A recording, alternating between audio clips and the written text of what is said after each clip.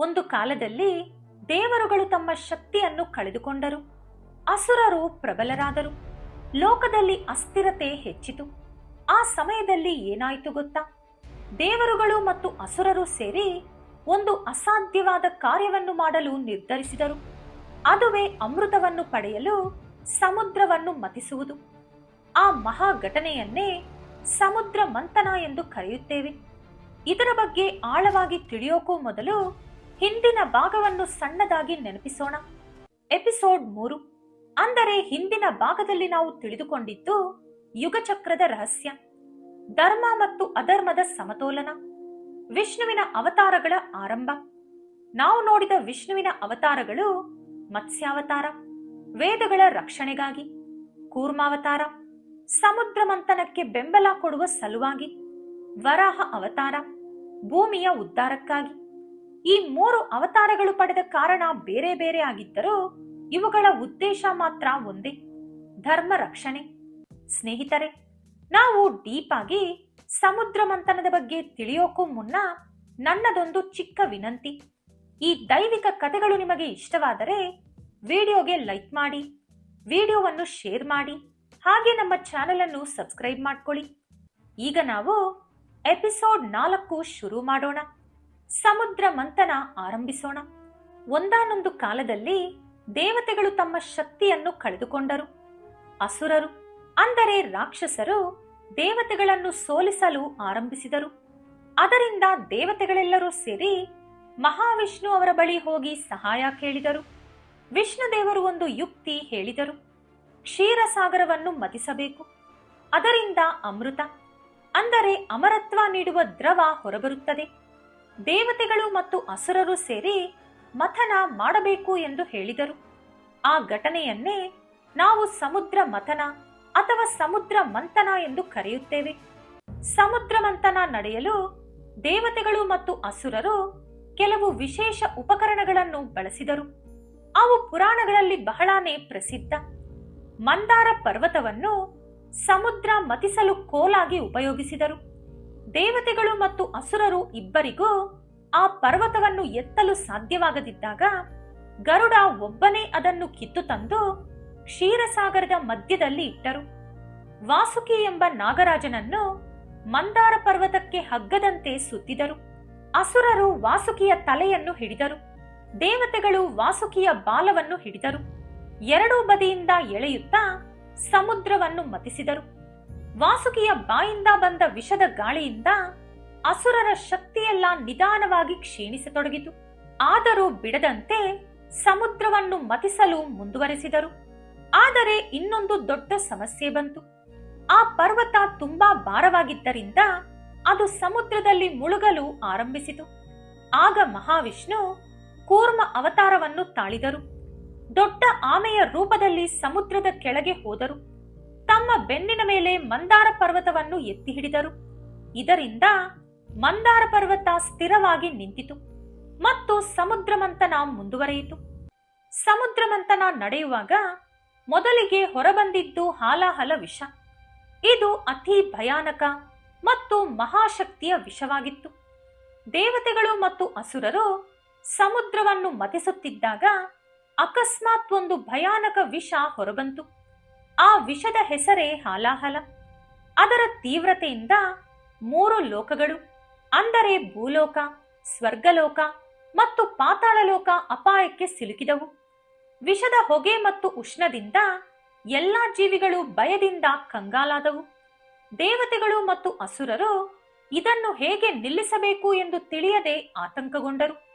ಆಗ ದೇವತೆಗಳೆಲ್ಲ ಸೇರಿ ಶಿವನ ಬಳಿ ಹೋಗಿ ಪ್ರಾರ್ಥಿಸಿದರು. ಆಗ ಶಿವ ಲೋಕಗಳನ್ನು ರಕ್ಷಿಸಲು ದೊಡ್ಡ ತ್ಯಾಗ ಮಾಡಿದರು. ಅವರು ಹಾಲಾಹಲ ವಿಷವನ್ನು ತಮ್ಮ ಕೈಯಲ್ಲಿ ತೆಗೆದುಕೊಂಡು ಕುಡಿದರು. ಹಾಲಾಹಲ ತುಂಬಾ ಪ್ರಬಲವಾಗಿದ್ದರಿಂದ ಅದು ಶಿವನ ಗಂಟಲಲ್ಲಿ ಉಳಿಯಿತು. ಅದರಿಂದ ಶಿವನ ಗಂಟಲು ನೀಲಿ ಬಣ್ಣಕ್ಕೆ ತಿರುಗಿತು. ಆ ಕಾರಣದಿಂದ ಶಿವನಿಗೆ ನೀಲಕಂಠ ಎಂಬ ಹೆಸರು ಬಂತು. ಶಿವ ವಿಷ ಕುಡಿಯುವಾಗ ಪಾರ್ವತಿ ದೇವಿ ಶಿವನ ಗಂಟಲನ್ನು ಹಿಡಿದರು. ವಿಷ ದೇಹದೊಳಗೆ ಹೋಗದಂತೆ ತಡೆದರು. ಆದ್ದರಿಂದ ವಿಷ ಗಂಟಲಲ್ಲೇ ಉಳಿಯಿತು. ಸಮುದ್ರ ಮಥನದ ಸಮಯದಲ್ಲಿ ಕ್ಷೀರಸಾಗರವನ್ನು ಮತಿಸಿದಾಗ ಅನೇಕ ದಿವ್ಯ ವಸ್ತುಗಳು ಮತ್ತು ದೇವತೆಗಳು ಹೊರಬಂದರು. ಪುರಾಣಗಳಲ್ಲಿ ಅವುಗಳನ್ನು 14 ರತ್ನಗಳು ಎಂದು ಕರೆಯುತ್ತಾರೆ. ಒಂದು ಹಾಲಾಹಲ ವಿಷ. ಮೊದಲಿಗೆ ಭಯಾನಕವಾದ ಹಾಲಾಹಲ ವಿಷ ಹೊರಬಂತು. ಲೋಕವನ್ನು ರಕ್ಷಿಸಲು ಶಿವ ಅದನ್ನು ಕುಡಿದು ನೀಲಕಂಠರಾದರು. 2 ಕಾಮಧೇನು. ಕಾಮಧೇನು ಎಲ್ಲಾ ಇಚ್ಛೆಗಳನ್ನು ಪೂರೈಸುವ ದಿವ್ಯ ಹಸು. 3 ಉಚ್ಚೈಶ್ರವಾಸ್ ಕುದುರೆ. ಉಚ್ಚೈಶ್ರವಾಸ್ ಅತ್ಯಂತ ಸುಂದರವಾದ ದಿವ್ಯ ಕುದುರೆ. ಇದನ್ನು ದೇವರಾಜ ಇಂದ್ರ ತೆಗೆದುಕೊಂಡರು. 4 ಐರಾವತ ಆನೆ. ಇದನ್ನು ಕೂಡ ಇಂದ್ರ ತೆಗೆದುಕೊಂಡರು. 5 ಕೌಸ್ತುಭ ಮಣಿ. ಕೌಸ್ತುಭ ಅತ್ಯಂತ ಅಮೂಲ್ಯವಾದ ರತ್ನ. ಇದನ್ನು ಮಹಾವಿಷ್ಣು ಧರಿಸಿದರು. 6 ಕಲ್ಪವೃಕ್ಷ. ಕಲ್ಪವೃಕ್ಷ ಯಾವ ಇಚ್ಛೆಯನ್ನಾದರೂ ಪೂರೈಸುವ ದಿವ್ಯ ಮರ. 7 ಅಪ್ಸರೆಯರು. ಇವರು ಸ್ವರ್ಗಲೋಕದ ದಿವ್ಯ ನೃತ್ಯಗಾರ್ತಿಯರು. 8 ಮಹಾಲಕ್ಷ್ಮಿ. ಲಕ್ಷ್ಮಿ ಐಶ್ವರ್ಯದ ದೇವತೆ. ಸಮುದ್ರದಿಂದ ಪ್ರತ್ಯಕ್ಷವಾಗಿ ವಿಷ್ಣುವನ್ನು ವಿವಾಹವಾದರು. 9 ವಾರುಣಿ. ವಾರುಣಿ ಸುರಪಾನದ ದೇವತೆ. 10 ಚಂದ್ರ. ಚಂದ್ರದೇವರು ಕೂಡ ಸಮುದ್ರದಿಂದ ಹೊರಬಂದರು. ನಂತರ ಶಿವನ ಜಟೆಯಲ್ಲಿ ಸ್ಥಾನ ಪಡೆದರು. 11 ಪಾಂಚಜನ್ಯ ಶಂಖ. ಇದು ವಿಷ್ಣುವಿನ ದಿವ್ಯ ಶಂಖ. 12 ಧನ್ವಂತರಿ. ಧನ್ವಂತರಿ ಆಯುರ್ವೇದದ ದೇವರು. 13 ಅಮೃತ ಕಲಶ. ಧನ್ವಂತರಿ ಅವರ ಕೈಯಲ್ಲಿ ಅಮೃತದ ಕಲಶ ಇತ್ತು. ಅಮೃತ ಕುಡಿದರೆ ಅಮರತ್ವ ಸಿಗುತ್ತದೆ. 14 ಶಾರಂಗ ಧನಸ್ಸು. ಇದು ವಿಷ್ಣುವಿನ ದಿವ್ಯ ಧನಸ್ಸು. ಸಮುದ್ರ ಮಂಥನ ನಡೆಯುವ ಸಮಯದಲ್ಲಿ ಹೊರಬಂದ ಅತ್ಯಂತ ಮಹತ್ವದ ದಿವ್ಯ ರತ್ನಗಳಲ್ಲಿ ಒಂದು ಮಹಾಲಕ್ಷ್ಮಿಯ ಅವತಾರ. ಸಮುದ್ರವನ್ನು ಮತಿಸುತ್ತಿದ್ದಾಗ ಅಕಸ್ಮಾತ್ ಲಕ್ಷ್ಮೀದೇವಿಯು ದಿವ್ಯವಾದ ಕಮಲದ ಹೂವಿನ ಮೇಲೆ ಕುಳಿತ ಸ್ಥಿತಿಯಲ್ಲಿ ಕ್ಷೀರಸಾಗರದಿಂದ ಪ್ರತ್ಯಕ್ಷರಾದರು. ಆಕೆಯ ರೂಪ ಅತ್ಯಂತ ಸುಂದರ ಮತ್ತು ಪ್ರಕಾಶಮಾನವಾಗಿತ್ತು. ಆಕೆ ಕೈಗಳಲ್ಲಿ ಕಮಲದ ಹೂವುಗಳನ್ನು ಹಿಡಿದಿದ್ದಳು. ಎಲ್ಲಾ ದೇವತೆಗಳು ಮತ್ತು ಅಸುರರು ಆಶ್ಚರ್ಯದಿಂದ ಆಕೆಯ ಸೌಂದರ್ಯವನ್ನು ನೋಡುತ್ತಾ ನಿಂತರು. ಲಕ್ಷ್ಮೀದೇವಿ ಐಶ್ವರ್ಯ, ಧನ, ಸೌಭಾಗ್ಯ ಮತ್ತು ಸಮೃದ್ಧಿಯ ದೇವತೆ. ಮಹಾಲಕ್ಷ್ಮಿ ಪ್ರತ್ಯಕ್ಷವಾದಾಗ ದೇವತೆಗಳು ಆಕೆಗೆ ಪೂಜೆ ಮಾಡಿದರು. ಗಂಧ, ಹೂವುಗಳು ಮತ್ತು ಆಭರಣಗಳಿಂದ ಆಕೆಯನ್ನು ಅಲಂಕರಿಸಿದರು. ಎಲ್ಲರೂ ಅವಳ ಕೃಪೆಗಾಗಿ ಪ್ರಾರ್ಥಿಸಿದರು. ಎಲ್ಲರೂ ಆಕೆಯ ಒಂದು ನೋಟ ಬಿದ್ದರೆ ಸಾಕು ಎಂದು ಕಾಯುತ್ತಿದ್ದರು. ಆದರೆ ಮಹಾಲಕ್ಷ್ಮಿ ತಲೆ ಎತ್ತಿ ನೋಡಿದ್ದು ಒಬ್ಬರನ್ನೇ. ಅವರೇ ಶ್ರೀ ಮಹಾವಿಷ್ಣು. ಲಕ್ಷ್ಮೀದೇವಿ ವಿಷ್ಣುವಿನ ಕಂಠದಲ್ಲಿ ಹಾರ ಹಾಕಿ ಮಹಾವಿಷ್ಣುವನ್ನು ಮದುವೆಯಾದರು. ಅದರಿಂದ ವಿಷ್ಣು ಮತ್ತು ಲಕ್ಷ್ಮಿ ದಿವ್ಯ ದಂಪತಿ ಎಂದು ಪ್ರಸಿದ್ಧರಾದರು. ಪುರಾಣಗಳ ಪ್ರಕಾರ ಲಕ್ಷ್ಮೀದೇವಿ ಇರುವ ಜಾಗದಲ್ಲಿ ಸಂಪತ್ತು, ಸೌಭಾಗ್ಯ ಮತ್ತು ಶಾಂತಿ ಇರುತ್ತದೆ.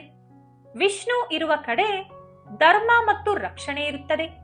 ಆದ್ದರಿಂದ ವಿಷ್ಣು ಮತ್ತು ಲಕ್ಷ್ಮಿ ಒಟ್ಟಿಗೆ ಲೋಕವನ್ನು ರಕ್ಷಿಸುತ್ತಾರೆ ಎಂದು ಹೇಳುತ್ತಾರೆ.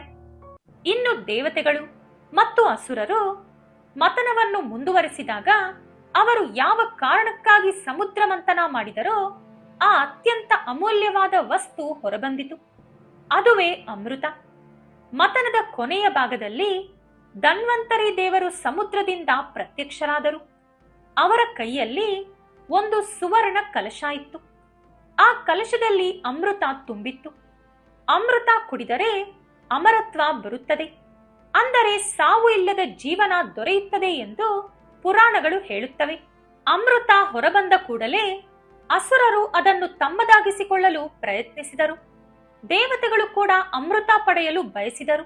ಇದರಿಂದ ದೇವತೆಗಳು ಮತ್ತು ಅಸುರರ ನಡುವೆ ದೊಡ್ಡ ಗೊಂದಲ ಉಂಟಾಯಿತು. ಆ ಸಮಸ್ಯೆಯನ್ನು ಬಗೆಹರಿಸಲು ವಿಷ್ಣುದೇವರು ಒಂದು ಯುಕ್ತಿ ಮಾಡಿದರು. ಅವರು ಸುಂದರವಾದ ಮಹಿಳೆಯ ರೂಪವನ್ನು ತಾಳಿದರು. ಅದುವೇ ಮೋಹಿನಿ ಅವತಾರ.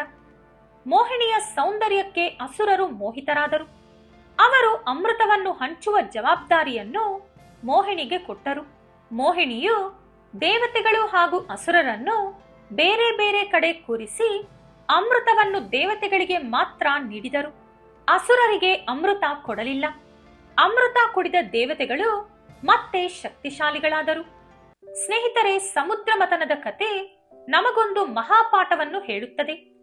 ಜೀವನದಲ್ಲೂ ಸಮುದ್ರ ಮಥನದಂತೆ ಕಷ್ಟಗಳು ಬರುತ್ತವೆ. ಆದರೆ ಧೈರ್ಯದಿಂದ ಮುಂದುವರೆದರೆ ಕೊನೆಯಲ್ಲಿ ಅಮೃತ ಸಿಗುತ್ತದೆ.